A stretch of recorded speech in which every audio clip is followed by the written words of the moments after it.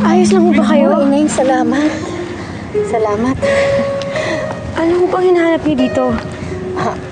Wala. Konting ano lang, baka may makita akong makakain. Ay, naku, umupo na lang ho kayo. Huwag na ho kayo maghanap. Ha?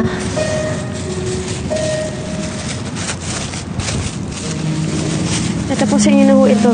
Ako, salamat. Ang bait-bait mo naman. Hayaan mong makaganti ako sa'yo kahit papano. Ho, hindi na ho kailangan yan. Huwag na ho, okay lang. Ang lahat ng bagay may kapalit. Tinulungan mo ko, kaya tutulungan din kita. Akin na yung kamay mo. Babasahin ko ang kapalaran mo. Po?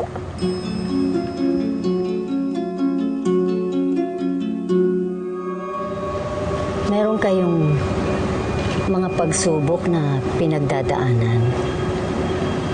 Ang nanay mo sa ngayon nahihirapan. Lalala ang paghihirap na yan. Titindi ang mga pagsubok. Pero may ginhawang natatanaw sa hinaharap. Pagpapalain ng pamilya mo. Paano niyo pa nalaman yung tungkol sa nanay ko? May nakikita pa ako. Isang lalaki. Isang aksidente.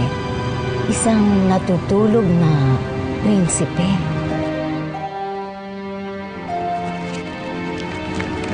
Prinsipe?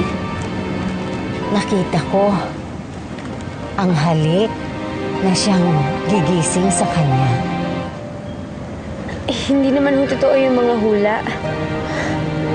Hindi ako nanghuhula. Nagbabasa ako ng kapalaran.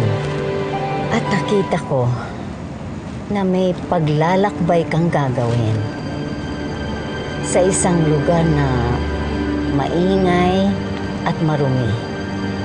At isang karwahe ang maghahatid sa iyo sa isang kaharian.